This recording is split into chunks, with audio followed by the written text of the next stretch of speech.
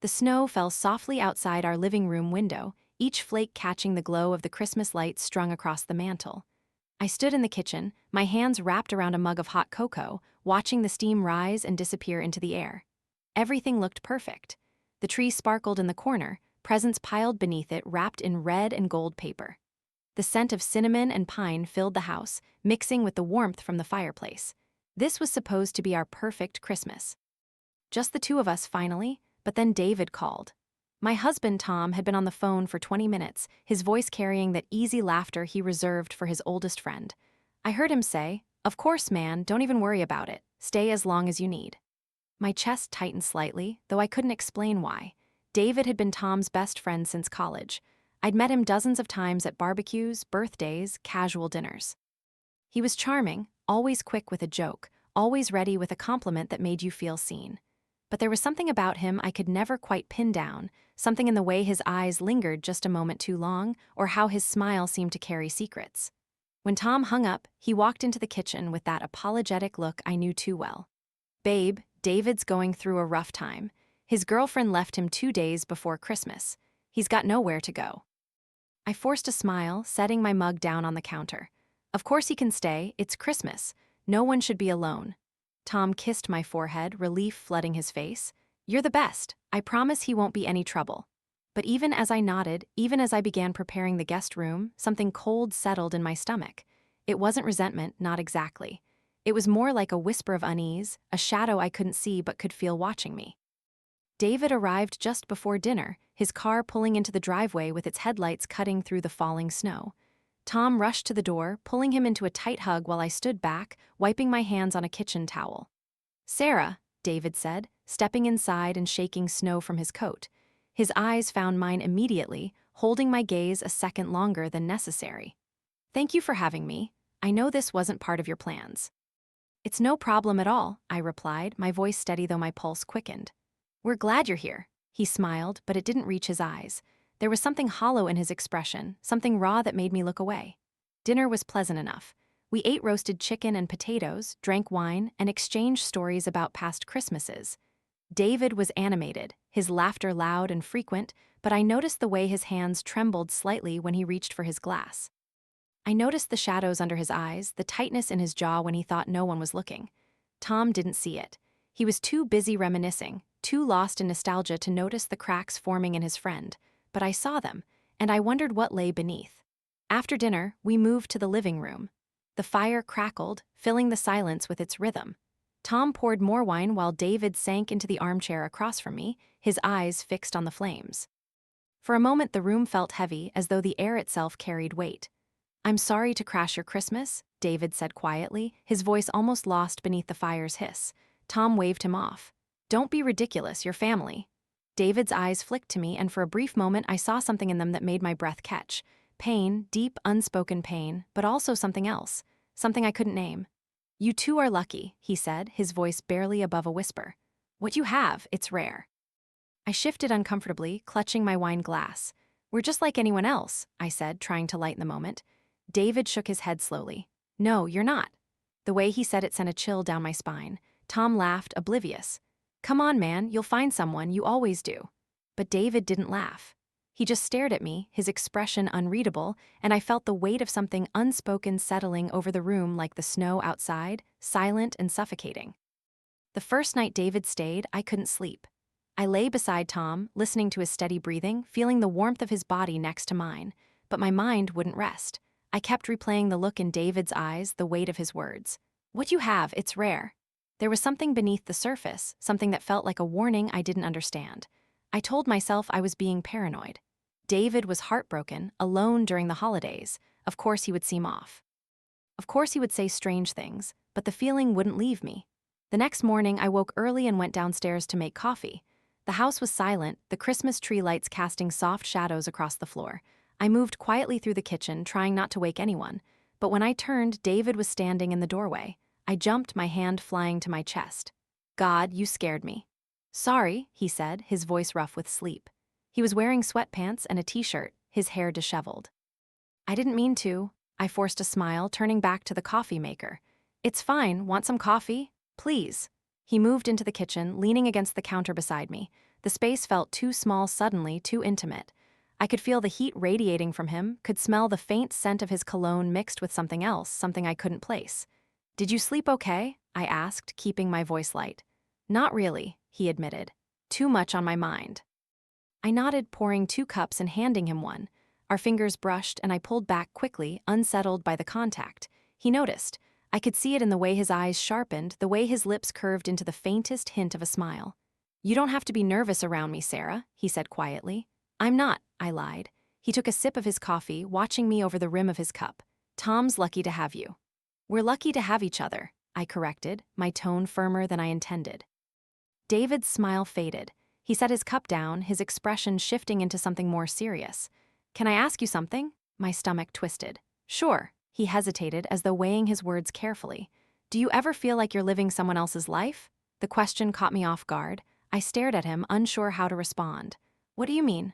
"I mean," he said slowly, "do you ever wonder if the choices you made, the life you built, is really yours? Or if you just followed the path that was expected of you?" I swallowed hard, my throat suddenly dry. "I don't think about it that way." "Maybe you should," he said softly. Before I could respond, Tom's voice called from upstairs. "Babe, you down there?" "Yeah," I called back, my voice strained. "Making coffee." David stepped back, creating distance between us. But his eyes stayed on mine, holding something I didn't want to see, something that felt like recognition. The rest of the day passed in a blur. We decorated cookies, watched Christmas movies, played board games. Tom was in his element, laughing and joking with David like they were kids again. But I felt like I was watching from the outside, disconnected from the joy around me. David's question echoed in my mind. "Do you ever feel like you're living someone else's life?" I tried to push it away, but it clung to me, heavy and insistent. That evening, after Tom went to bed early, claiming exhaustion from too much eggnog, I found myself alone with David again. We sat in the living room, the fire burning low, the silence stretching between us. "I shouldn't have said that this morning," David said suddenly. "It wasn't fair." I looked at him, my hands clasped tightly in my lap. "Why did you?" He stared into the fire, his jaw tight. "Because I see something in you that you don't see in yourself." "And what's that?" I asked, my voice barely audible. He turned to face me, his eyes dark and intense. "That you're not happy, not really." The words hit me like a punch.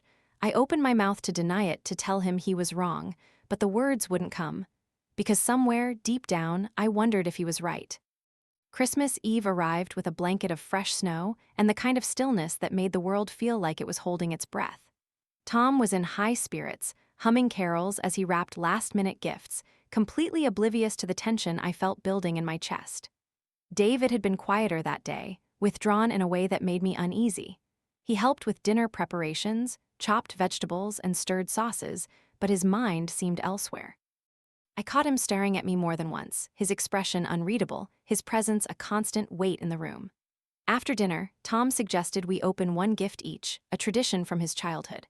We gathered around the tree, and for a moment, the warmth of the fire and the glow of the lights made everything feel normal again. Tom handed me a small box wrapped in silver paper. I opened it to find a delicate bracelet, the kind I'd mentioned months ago but never expected him to remember. "It's beautiful," I said, kissing him softly. "Thank you." David watched us, his face expressionless. When Tom handed him a gift, he unwrapped it slowly, almost mechanically, revealing a leather-bound journal. "For your writing," Tom said with a grin. "I know you've been wanting to get back into it." David's smile was tight. "Thanks, man, really." Later, after Tom had fallen asleep on the couch, his head tilted back and mouth slightly open, I began cleaning up the wrapping paper and ribbons scattered across the floor. David appeared beside me, bending down to help without a word. "You don't have to," I said quietly. "I want to." We worked in silence for a few minutes, the only sound the crackling of the dying fire and Tom's soft snores. Then David spoke, his voice so low I almost didn't hear him. "Sarah, I need to tell you something." My hand stilled, my heart beginning to race. I looked up at him, and the expression on his face made my stomach drop. "What is it?" He glanced at Tom, making sure he was still asleep, then stepped closer to me. "I've been carrying this for months. I thought I could keep it to myself, that it didn't matter, but being here, seeing you two together, I can't do it anymore." I stood slowly, my legs unsteady. "David, you're scaring me." He ran a hand through his hair, his face twisted with something between anguish and resolve. "Tom cheated on you." The words didn't register at first. They hung in the air like snowflakes, weightless and impossible. I stared at him, waiting for the punchline for him to take it back. What? I whispered. 6 months ago, David said, his voice shaking. At his work conference in Seattle. I was there. I saw him with her. I confronted him, and he swore it was a mistake, that it didn't mean anything. He begged me not to tell you. My legs gave out. I sank onto the couch, my hands trembling. You're lying. I wish I was, David said, kneeling in front of me. His eyes were wet, his face raw with emotion. I've been torn apart by this. I didn't know if I should tell you. I didn't want to ruin your life. But then I saw how he treats you, how he takes you for granted, and I couldn't stay silent anymore. I couldn't breathe. My chest felt like it was caving in, the room spinning around me. No, this isn't real. David reached for my hand, and I let him take it, too shocked to pull away. I'm so sorry, Sarah. You deserve so much better than this. I looked at Tom, still asleep on the couch, peaceful and unaware.